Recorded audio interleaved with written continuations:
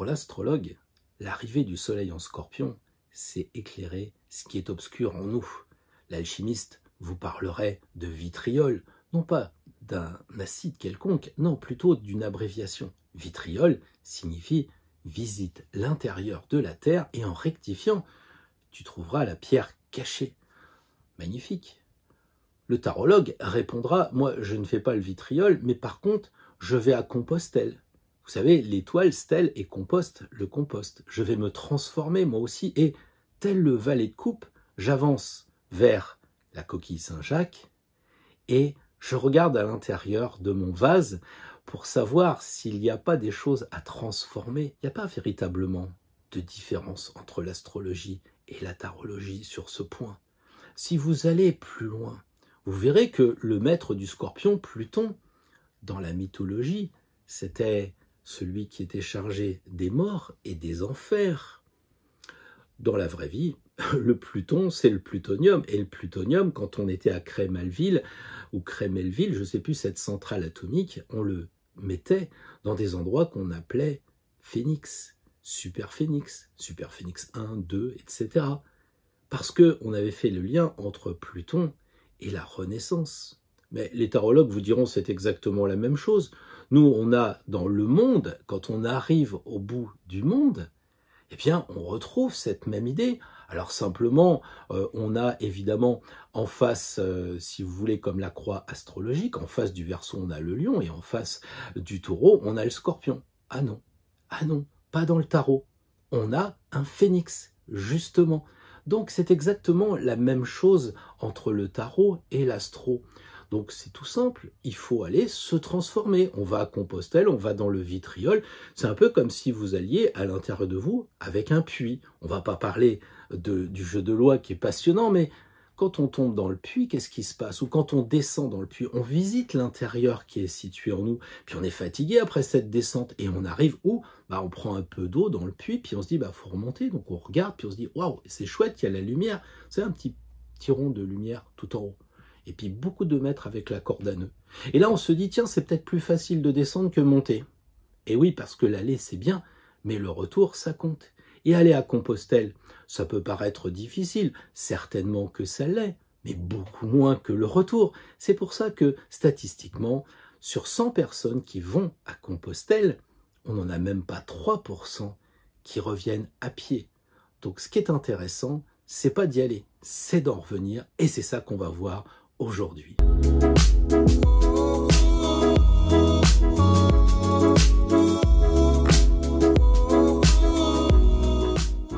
Alors bonjour et bienvenue, très heureux de vous retrouver aujourd'hui en ce samedi matin pour parler de la mort et de la renaissance. Probablement la semaine dernière vous avez vu quelqu'un qui était en train de mourir. C'était quelqu'un qui essayait de se transformer parce qu'on lui avait dit votre débit de parole est trop rapide, j'arrive pas à prendre des notes, est-ce que vous pourriez vous mettre à mon niveau et parler plus doucement? Alors il s'avère que pour faire joli et cacher un peu le micro, j'avais eu l'idée de mettre un foulard, ce qui fait que j'étais complètement en train de mourir. Alors la semaine dernière, dans les commentaires, les premiers commentaires, c'était « Salut Pierre, tu vas bien? Est-ce que t'es pas souffrant ?» Eh oui, parce que se transformer, c'est une chose, encore faut-il le faire, j'allais dire, avec volonté, détermination, mais surtout parce qu'on a envie de le faire. Et quand j'ai parlé avec un débit beaucoup plus doux, beaucoup plus relaxant, on s'est dit, il est en train de mourir à petit feu. Qu'est-ce qui se passe? Il se passait que je faisais quelque chose de contre nature. Donc aller à Compostelle, ça sous-entend y aller parce qu'on a vraiment envie de le faire, non pas parce que c'est un phénomène de mode, parce qu'on a vraiment envie de se transformer. Alors, merci d'avoir pris soin de moi, mais tout allait bien. Je suis vraiment désolé si j'ai pu faire peur à certaines personnes qui s'en sont émues aussi sur mail. J'ai eu beaucoup de mails, j'espère que j'ai répondu à tout le monde parce que toujours pareil, le temps me manque. Donc si je vous réponds pas, je vous lis toujours. Mais c'est vrai que dans le mail quotidien, j'ai eu beaucoup de questions. Et Pierre, est-ce que ça va vraiment? Oui, ça va vraiment, je vous rassure, j'ai pas de problème. Aller à Compostelle, c'est pas faire justement quelque chose qu'on n'a pas envie de faire, c'est décider de se transformer. Et c'est vrai qu'en ce moment, le soleil en Scorpion, non pas nous y pousse, mais nous met dans les bonnes conditions. On n'a pas trop envie d'aller à la plage, on n'a pas tellement envie de prendre des, pardon, des chocolats parce que c'est pas Noël, le blanc est pas arrivé, et puis en fait, les vacances de Pâques avec la fin du ski n'est toujours pas là. On est au mois de novembre, on se demande même pourquoi il y a des vacances scolaires, qu'est-ce qu'on peut faire en ce moment? Eh ben, on peut travailler sur soi. Et c'est pour ça qu'on voit, comme on l'a dit la semaine dernière, toutes ces fêtes des morts, toutes ces Halloween qui nous intiment un peu la suggestion de travailler sur nous-mêmes. Alors, aller à Compostelle, c'est facile, ai-je dit au tout début. J'imagine déjà des personnes me dire, écoute, t'as pas eu les ampoules que j'ai. Mais quand on cherche la lumière, ça me paraît normal d'en avoir. Pour moi, aller à Compostelle, c'est relativement simple, parce qu'on prépare tout sur Internet avant d'y aller. Allons, racontez pas de bêtises, tout est sur Internet, les expériences, ce qu'il faut faire, ce qu'il faut pas faire. On peut réserver son gîte 5 mois à l'avance.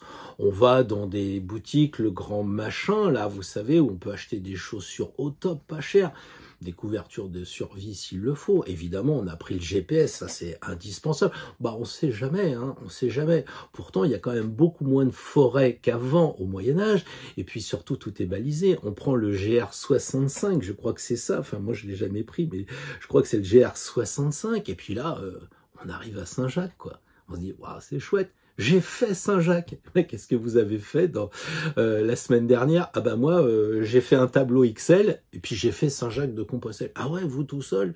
Peut-être que ça révèle un peu d'ego, c'est vrai. Alors quand on arrive à Saint-Jacques, vous savez ce qu'on fait? On fait des selfies. J'y étais, voilà. On envoie des photos. Bon, peut-être qu'il faudrait rentrer dans la cathédrale et puis essayer de voir un peu pourquoi pendant longtemps les gens étaient certains que les reliques de Saint-Jacques guérissaient. Parce que c'était l'époque de Lourdes, de Saint-Jacques, des pèlerinages où on espérait guérir. Peut-être que c'était guérir physiquement, mais peut-être qu'il y avait aussi une guérison beaucoup plus subtile, une guérison psychologique, intérieure. Et donc on arrive là-bas, on fait des selfies, tout ça. Alors on n'achète pas de coquille Saint-Jacques parce qu'on l'a acheté au départ. Évidemment, ça fait bien, je vais à Saint-Jacques, t'as vu, j'ai pris le modèle argent et tout. Normalement, la coquille, on l'a quand on revient de Saint-Jacques. Ah, mais comme personne revient, puisque tout le monde va à Saint-Jacques et rentre en avion, en train, en blablacar, en je sais pas quoi, bah on n'a pas le temps de faire voir sa Légion d'honneur, sa coquille Saint-Jacques. Alors on la met à l'aller, mais c'est une hérésie. C'est quand on arrive qu'on l'a, et qu'on la mérite vraiment. Et après, on repart, on rentre à la maison. Mais là, maintenant, tout est fait quand même, on l'a vu, pour aller à Saint-Jacques sur un chemin balisé. Alors quand on arrive à Conques, on n'a pas vu que l'énergie qui est sur le chemin est faite d'un côté pour nous donner de l'énergie et pour de l'autre côté nous donner une autre énergie quand on revient de Compostelle et qu'on passe à Conques. Je parle de Conques parce que j'y étais il n'y a pas longtemps. Et oui, énergétiquement, les pendules ne tournent pas dans les mêmes sens en fonction de quand on y va et quand on revient. Donc à l'époque, on parlait déjà d'énergie. Mais à l'époque, aller à Compostelle, c'était risquer de mourir, mais pour de la vraie.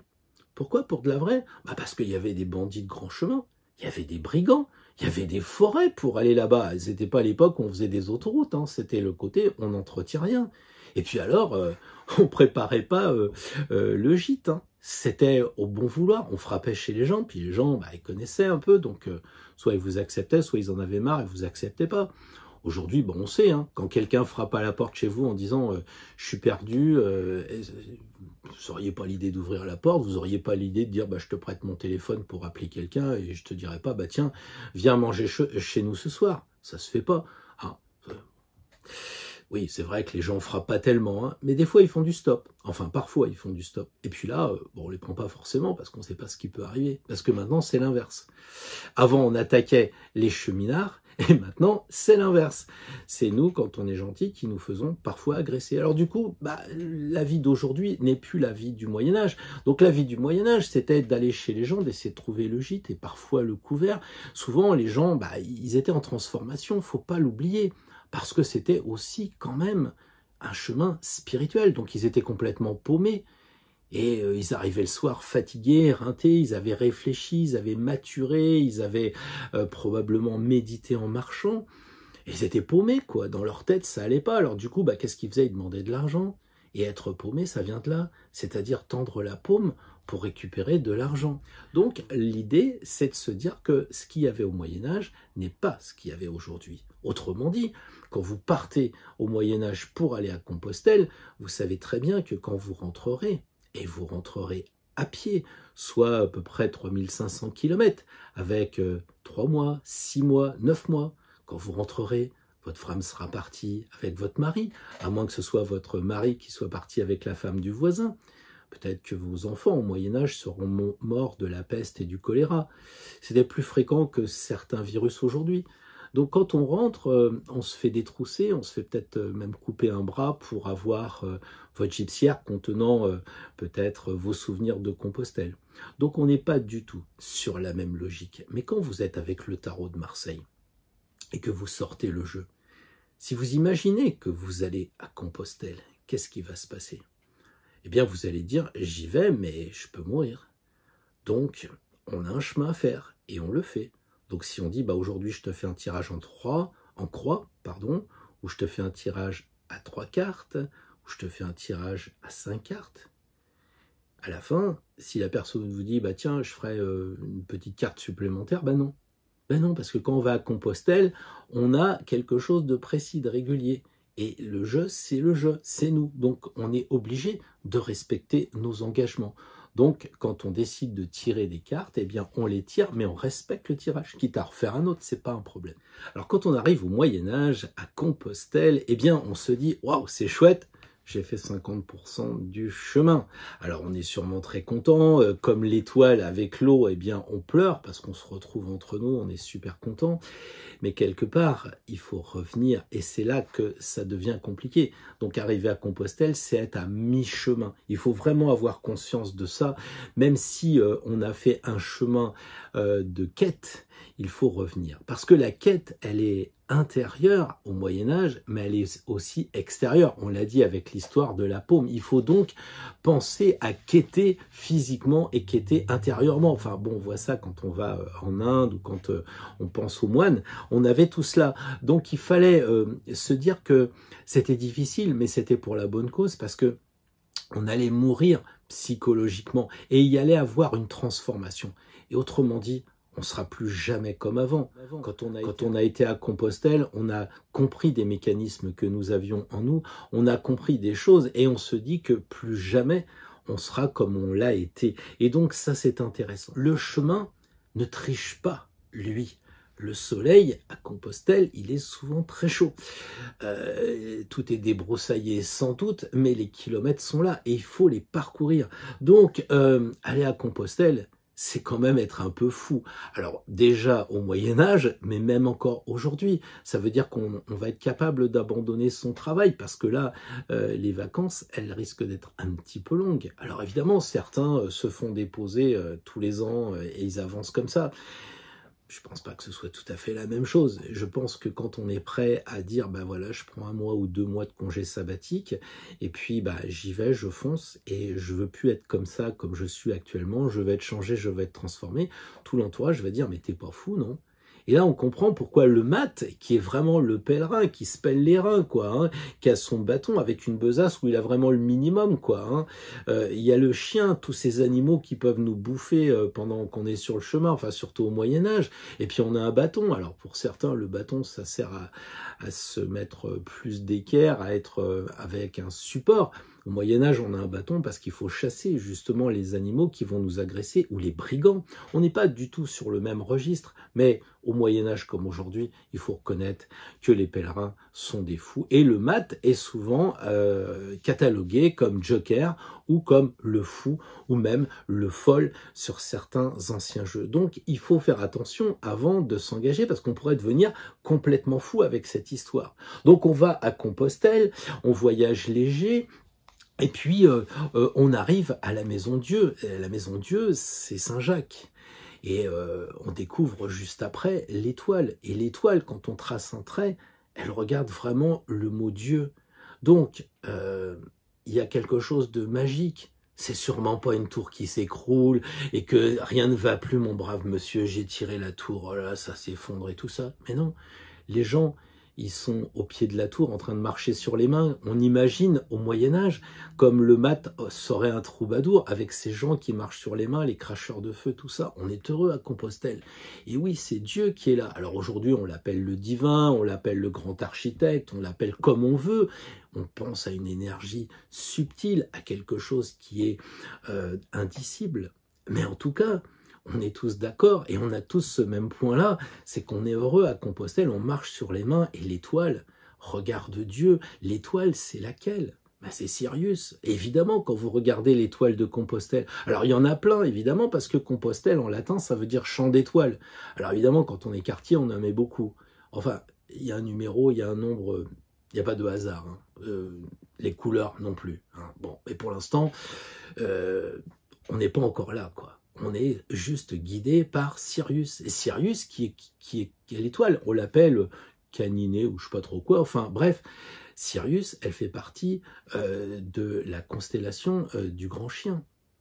Ça vous rappelle peut-être l'étoile, mais ça vous rappelle peut-être aussi l'arcane 18, la Lune. Donc là, on est arrivé à Saint-Jacques, guidé par Sirius, qui est dans l'étoile. Enfin, on a le truc comme ça. Et la première chose que fait l'étoile, c'est quoi? C'est qu'elle s'agenouille. Alors évidemment, les Capricornes vont dire hey, « j'ai mal aux genoux, moi le je et le nous, je suis plutôt un peu tranquille. » Oui, mais de toute façon, le genou, c'est se faire preuve de ne pas être contre l'autorité. Et quelque part, peut-être que l'étoile a un gros genou parce qu'elle est initiée. Ça veut dire que, un peu comme les chevaliers à qui on met l'épée sur la tête, une fois qu'ils sont à genoux, ils sont donc initiés. Et c'est pour ça que dans la carte de l'étoile, le genou, il est souvent, je crois peut-être tout le temps d'ailleurs, ce genou à terre, il est un petit peu plus gros, en tout cas, il est souligné par les quartiers du Moyen-Âge. Donc, on s'agenouille quand on arrive à Compostelle. C'est un peu se prosterner par rapport au divin, mais les bouddhistes diront le plus difficile, c'est de se prosterner face à soi. Alors prosternons-nous par rapport à nous, faisons preuve d'humilité. L'étoile est nue. Pourquoi elle est nue, l'étoile? Eh bien tout simplement parce qu'elle veut être telle qu'elle est. Elle cherche la vérité, et la vérité, elle est à nu. Donc ça, c'est preuve de, d'être dépouillé. Donc, aller à Compostelle, c'est l'objectif, comme les bouddhistes aussi disent souvent ça, ils ont un oignon puis ils enlèvent les pelures. C'est être tel que l'on est quand on arrive à Compostelle, c'est avoir perdu ses affaires au fur et à mesure. D'ailleurs, il y a toute une histoire où on laisse ses affaires à un moment, bref. Et quand on cherche la vérité, on cache rien. Et c'est pour ça que l'étoile, elle est comme ça.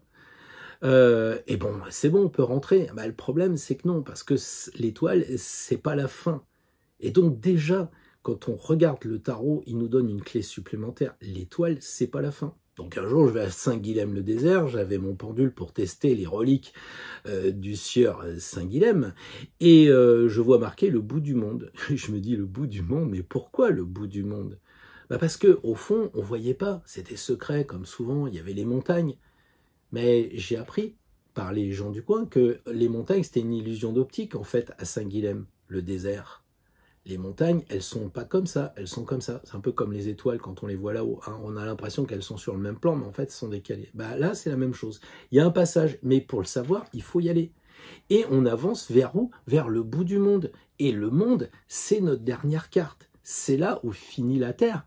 Et quand on va à Compostelle, Compostelle, c'est pas la fin. Il faut faire encore quelques jours de marche pour arriver à Fisterra. Et c'est là qu'on voit le monde qui dit, c'est douloureux, hein. Ouais, je me suis fait écharper. Et oui, forcément. Et il faut regarder le début. Alors, évidemment, le point commun entre la première carte et la dernière carte, c'est tout simplement cet infini. Si on regarde le monde, il regarde le chemin parcouru, et évidemment, ça commence avec le battleur, première carte, avec, évidemment, le chapeau. Le chapeau, signe de l'infini. Donc, en fait, qu'est-ce que l'infini? L'infini, c'est simplement un ruban, d'où son nom de lemniscate, un ruban qu'on coupe, qu'on torsade, qu'on met comme ça, et ça fait, en fait, une sorte de 8, mais ce n'est jamais qu'un cercle. Et finalement, sur l'arcane 21, le monde est sur la lemniscate, à ses pieds. Et puis, il y a cette idée de mandorle. d'accouchement et de renaissance, parce qu'on le voit clairement avec le dessin de la mandorle. Et puis aussi, eh bien, pourquoi on recommencerait? Parce que regardez la couronne de laurier et regardez le chien. Le chien, il nous dit il faut recommencer encore et encore. Donc quand on est arrivé à Compostelle, il faut pousser le bouchon, Martine, jusqu'à Fisterra. Alors, on peut peut-être, puisque l'on est chez nous, aller à Compostelle en regardant les cartes, en essayant de comprendre chaque station, avec cette vision du pèlerin qui marche. Peut-être la rencontre du vieux sage, d'un ermite qui s'est arrêté à cet endroit-là. Pourquoi pas? J'ai connu une femme, non pas je l'ai connue comme Ève et Adam, non, je l'ai connue, je l'ai rencontrée, et elle revenait de Compostelle et elle m'avait dit qu'elle y était restée 3 mois, parce que à quelques encablures de la ville, eh bien, elle s'était blessée au pied. Et je lui dis, bah, tu voulais plus avancer, tu voulais plus aller à Compostelle. Et c'est ce qu'elle m'a dit. Bah oui, quand je suis à Compostelle, c'est fini. Vous savez, c'est un peu le mec dans le tarot d'Osho qui cherche Dieu, il ouvre la porte, il trouve Dieu, il est déçu, il ferme vite et il s'en va parce qu'il n'y a plus de quête. Donc on est chez nous et la quête est infinie, c'est ce que dit le battleur, c'est ce que dit le monde. Alors regardons chaque étape et essayons de voir par rapport à nous notre descente à l'intérieur, carte après carte. Est-ce que c'est un mois vraiment propice? Alors j'ai regardé un petit peu et j'ai noté que, figurez-vous que le 29 octobre 1390, le Parlement de Paris a condamné pour la première fois Jeanne de Brigue, dite la Cordelière, à être brûlée à être brûlée vive pour avoir fait de la sorcellerie. À mon avis, les sorcières de l'époque étaient des initiés. Et c'est elles qui, peut-être, comment dire, essayaient de faire monter les gens vers la lumière. Je sais pas, quand je vois l'étoile, je me dis, mais cette femme blonde, les cheveux longs, avec des jarres, ça me rappelle Marie-Madeleine. Je sais pas qui initie qui dans l'histoire, mais vous voyez ce que je veux dire. Je veux pas heurter les personnes, mais je me pose quand même des questions. Et donc, quand Jeanne de Brigue, alias la Cordelière, est brûlée, c'est qu'elle va, j'espère, renaître de ses cendres et justement aller vers une réincarnation meilleure. Parce que c'était une erreur de croire que tout ce qui était caché était mauvais. En tout cas, au Moyen-Âge, c'était ça. Par la suite, eh bien, on a bien changé pour ce mois d'octobre et ce mois, j'allais dire, de début de Scorpion, puisque le 25-10-1836, c'est le moment où on a érigé l'obélisque place de la Concorde. Donc, on a vraiment cette dimension de s'élever. Ensuite, la Statue de la Liberté, le 28-10-1836. On sent que, en ce moment, les gens ont envie d'aller vers la lumière. Et puis, évidemment, le 31-10-1512, eh bien, un certain Michel-Ange avait bien peint les plafonds, et c'est l'ouverture de la chapelle Sixtine. Donc on a à ce moment-là une volonté de s'élever et on a cette volonté de travailler les énergies du corbeau, on va dire en fait, hein, l'œuvre au noir. Alors le tirage que je peux vous proposer pour demain, le tirage que je peux vous proposer pour demain, et pour cet après-midi si vous voulez jouer le jeu, eh bien, ça serait de poser une première question avec une première carte. Qu'est-ce que je vais apprendre à l'aller? Ou bien, quel est mon objectif? Qu'est-ce que je veux travailler? Ça serait plutôt l'aller. Après, à vous de mettre la question qui vous va bien. Mais demain, je ferai signe par signe et je dirai comment vous y prendre à l'aller. J'ai besoin d'un conseil sur quoi je dois travailler. Et puis évidemment, la deuxième carte, ça sera le retour. Sur quoi je dois travailler. Et même si d'aventure, vous ne reveniez pas à pied, vous preniez le train, ou si vous êtes chez vous et que vous dites, bah, je suis arrivé aux 21 stations, maintenant il faut que je redescende. Et là, vous verrez comme c'est intéressant, parce que si vous mourrez à la 20 avec le jugement et vous renaissez en 21, vous repartez pour remourir dans l'autre sens. 21, 20, etc. Très intéressant de voir ça. Donc cette deuxième carte correspondra au retour. Quel conseil, comment je dois m'y prendre pour le retour? Parce que même si vous n'allez pas à Compostelle et que vous avez fait la démarche de travailler sur vous, eh bien lundi matin, quand vous allez reprendre le travail, ça va être peut-être différent. Là, vous allez revenir après la transformation. Donc, ça peut être la deuxième carte. Donc, première carte, l'aller, un conseil pour l'aller. Deuxième carte, un conseil pour le retour. Et la troisième carte, eh bien, la transformation. Qu'est-ce qui a été transformé en vous? Qu'est-ce qui a été vitriolé? Qu'est-ce que vous avez découvert? C'est un peu ça l'idée. Le vitriol, c'est visite l'intérieur de la Terre. Donc là, c'est vraiment, je vais à Compostelle et en rectifiant, c'est le retour. C'est je prends l'engagement à mon retour de Compostelle. Maintenant que j'ai compris où le bas blesse, où ça fait mal, eh bien, j'ai compris où je devais me transformer. Et qu'est-ce que ça va m'apporter? Eh bien, ça, c'est la dernière carte. C'est cette idée du résultat de la transformation. C'est, et maintenant, comment je suis par rapport à avant. Donc, les bienfaits du voyage de Compostelle, les bienfaits d'un voyage avec un soleil en scorpion, voilà ce que je vous propose. C'est effectivement chrysalide et papillon, serpent et mue, sans doute, mais attention, c'est je vais muer, mais je vais redevenir quoi? Un papillon, si c'est une chrysalide. Mais vous, qu'est-ce que vous allez devenir? Qu'est-ce que vous allez trouver après la mue? Un bon travail, je crois, pour cet après-midi. En tout cas, moi, je vous laisse. Je vous dis à demain. Je vous souhaite une très belle après-midi, une très belle soirée. Attention, ne pas trop travailler la nuit parce que c'est obscur et les initiés, souvent à partir de 2 heures du matin, se décoincent un peu de ce travail. Ils réservent les matines pour travailler de bonne heure, mais je ne vous conseille pas de faire toute une nuit un travail sur Compostelle. Après, bien entendu, vous pouvez tester. Moi, j'ai testé. J'ai voulu faire le mec qui parle doucement et j'ai donné cette impression d'être malade. Donc attention à ne pas faire des choses contre nature, contre énergétique. Je vous dis à demain matin pour le tirage. D'ici là, de bons moments, pensez au pouce bleu, ça fait toujours plaisir à la chaîne. Si vous n'êtes pas abonné, faites-le, essayez de partager sur les réseaux. Ça fait aussi toujours plaisir de voir que le travail fait, ça plaît et donc ça donne aussi une énergie supplémentaire à l'égrégore. À demain.